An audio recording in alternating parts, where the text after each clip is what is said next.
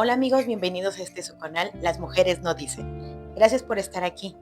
Este es un programa piloto y este programa está especialmente dedicado a aquellas mujeres que luchan, no solamente en sus hogares, en la vida, sino contra sus propias emociones. Este programa está dedicado a las costureras del año de 1985, derivado del temblor que lo sacudió todo en México. Yo soy Gismo González y conmigo está Corajito. Hola, Gracias por estar aquí y por escucharnos. Fíjense que en el año de 1985, las costureras que trabajaban en Avenida Tlalpan, pues fueron las que yo siento que son más afectadas. ¿Por qué? ¿Por qué, amigos? ¿Por qué creen? Pues ellas trabajaban en un lugar clandestino. Como nosotros sabemos, los mexicanos siempre estamos trabajando todo el tiempo para sacar dinero, porque lo que nos importa es que mantengamos a nuestras familias.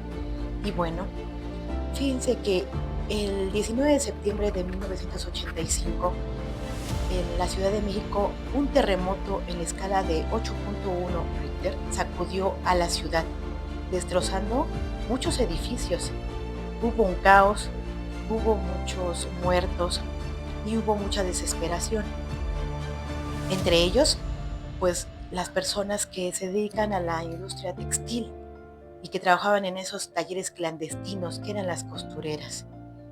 Muchas de ellas murieron aplastadas por los edificios que, pues como ahora tenemos protección civil, pues no estaban planeados para cargas y para maquinaria dentro de unos edificios. Las mujeres, pues muchas de ellas que eran sustentos de sus hogares, de sus familias, pues fallecieron de una forma muy terrible. Aunado a lo anterior, pues el gobierno también trató de ocultar todo eso. ¿Qué pasó? Pues no que dejaban entrar a sus compañeras para reconocer los cuerpos, no dejaban que los familiares pudieran acudir, hubo mucho caos. Ese fue el sexenio de Miguel de la Madrid. En el tercer año fue lo del terremoto.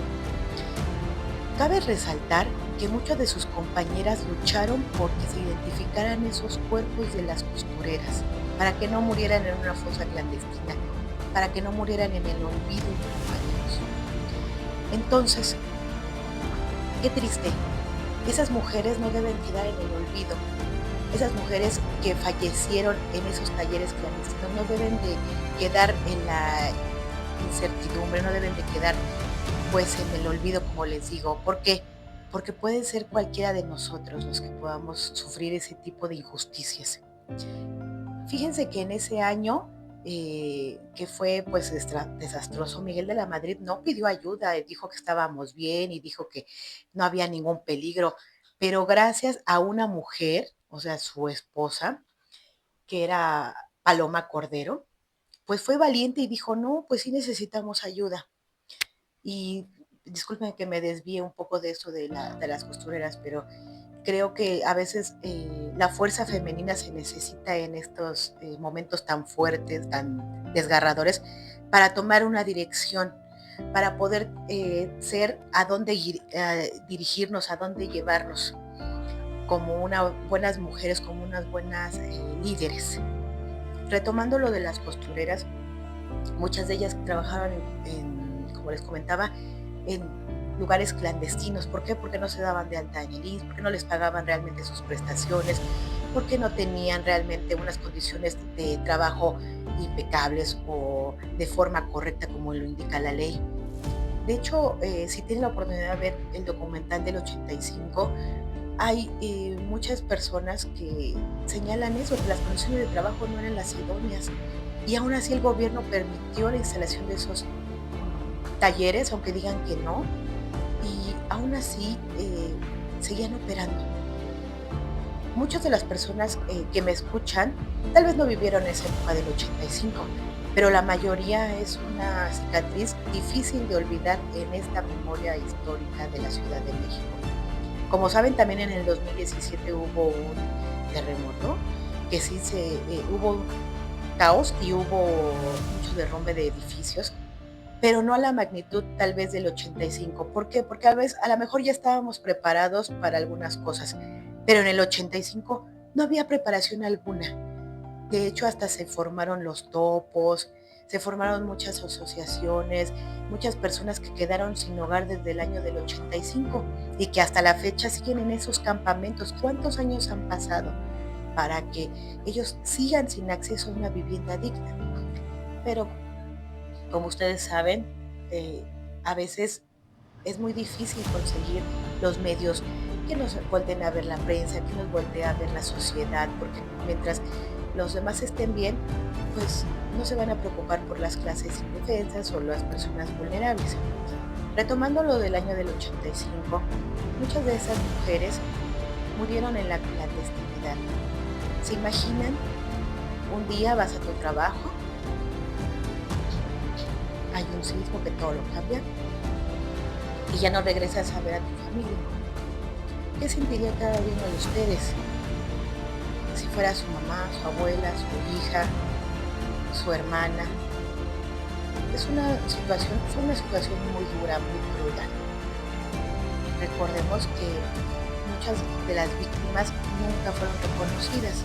El gobierno estimaba entre, pues, como 12,000, sin mentirles, esas son las cifras que a veces encuentro en internet o en las cifras que ellos dijeron, entre 500 y 2,000 o 60,000 personas. Fueron muchas personas que fallecieron, se cayó muchos edificios en la Ciudad de México y se negaron a ayudar a las víctimas. Lo que querían ellos era meter maquinaria, sacar los cuerpos y ya no contar cuántos más fallecieron. El papel fundamental de los topos y de los voluntarios era que ellos escarbaban con sus propias manos y podían ayudar a esas personas para que fueran reconocidas. Esas personas, o la mayor parte de las personas que pudieron ser rescatadas, recordarán que fueron a dar al antiguo estado de béisbol de Parque Delta, que ahora es Parque Delta del IMSS. Muchos de ellos, pues imagínense, no ser reconocidos por tus familiares. Afortunadamente yo no viví el año de 1985, pero sí el del 2017, y fue una desesperación y un caos, porque yo pensé que mientras yo estaba laborando, el edificio se sacudió de tal forma que yo iba a morir ahí. Y muchas de las personas que vivimos del año 2017 creo que también habrán sentido la misma sensación de haber quedado pues ahí en ese lugar de trabajo, sin la última llamada, sin el último mensaje a sus familiares. Pero hay personas que, como Corajito, pues sí vivieron el año de 1985 y ella nos puede platicar más sobre qué pasó en esa época, cuál fue el caos, porque recuerdo que me contaba que hasta no había ni luz, el agua se había cortado, pues también padecieron de muchos limitaciones a servicios públicos, por lo mismo que la ciudad era un caos. Tú cuéntanos cómo viviste el año de 1985, por ejemplo. Gracias por invitarme a su canal. Mire, yo quiero manifestarles a las personas que en el año de 1985 yo estaba esperando un bebé. Es una niña y bueno, no tenía dinero para los análisis. Llegó el 85, llegó el terremoto y no fue temblor, fue terremoto y tenía que ir. Cuando llegué al hospital estaba cerrada todas las clínicas, no podían atender porque había muchos heridos, ellos decían que eran heridos, había muertos, no se podía caminar por las calles, no se podía comunicar uno con las personas porque todos los cables se habían destruido, iban por abajo, no iban por arriba. Había un teléfono que era de monedas y teníamos que esperar, habíamos como 100 personas para poder llamar. También en ese entonces fue algo muy triste porque aparte de que yo estaba esperando ese bebé y todo lo que yo viví, en las calles tembló en la mañana y tembló en la tarde. Tuve que salir porque mi hermana trabajaba en una tortillería. Al llegar a la tortillería se apagaba y se prendía la luz, metió la mano y se rompió el huesito de la mano derecha. Llegó al Rubén Leñero y ahí tenía que esperar ella con el hueso salido y no nos atendía, porque antes de que llegara ella, había miles de personas también esperando esa oportunidad. Fue muy triste porque necesitaba unos clavos. Los hospitales no los tenían. Tuvimos que sufrir y pues no sabía yo si atenderme yo por mi bebé o atender a mi hermana. Pero hicimos muchas colas, tuvimos que sufrir en ese momento, pero al final el Señor nos ayudó. Es muy grande y muy lindo y a ella la operaron. Duró como 3 meses para que la operaran. Nomás le pusieron una entablayada en el hueso, porque el Rubén Leñero le dijo que tenía que esperar porque había otros antes que ella. Entonces, pues sí fue triste porque cuando yo visité a mi hermana y llegó ese momento, había camillas y en el hospital de la mujer, pues el edificio estaba cuarteado, había camillas. Cuando pasaba uno por el Rubén Leñero y el de la mujer, en el patio estaban dando a luz a las señoras. Eso me horrorizaba de pensar que o podía perder mi bebé o podía tenerlo a su tiempo. Me faltaban 4 meses para que pudiera dar a luz a ese bebé, pero pues salió bien, sí salió a los 9 meses y pues les echamos muchas ganas. También les quiero hacer ese comentario, de que también pedí trabajo en una escuela, me lo dieron, pero también a mí me habían informado que ese edificio que se construyó ahí era de donde estaban las costureras. Se trabajaba a veces de 6:30 a 10 de la noche, porque el turno de las personas que iban a tomar clases eran las personas que ya laboraban muy tarde. Entonces resulta que siempre aparecían varias personas, una mujer, otra en el patio. Nosotros, como somos personas vulnerables porque trabajamos de intendencia, siempre le pedíamos de favor a las personas que si nos dejaban hacerlo, porque ya teníamos que retirarnos. Entonces esa persona no se retiraba, nosotros nos volteábamos, entrábamos a los baños a recoger y ellos ya no estaban.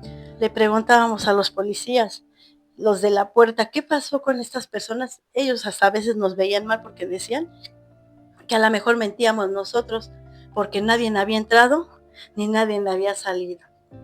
Esa es una experiencia muy grande y pues que ellas todavía están aquí, esas personas, y porque se fueron a lo mejor con una preocupación, no sabemos si sus hijos, si su familia, sus papás.